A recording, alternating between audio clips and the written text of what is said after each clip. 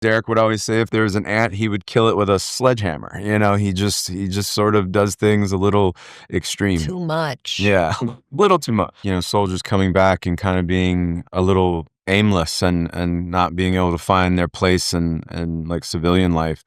It's definitely an issue. I have a lot of ex-military friends, and it always does kind of come up in a way, and it's always usually based around worth, like being valued. They can come out of whatever job that they had in the service, and then they'll get a job in some corporate, company or any company really, and they're kind of replaceable. It almost doesn't. If they show up for work, great. If they don't show up for work, they'll just find somebody else. And that's not how the military works. Every person is essential.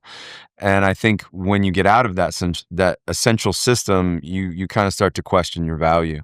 And I think, Jeff really did. I think he questioned his value when he couldn't provide the things that his family or his daughter wanted. And I think it, can drive you to make some very, very drastic and bad decisions like, Jeff did. And look, he's a little crazy.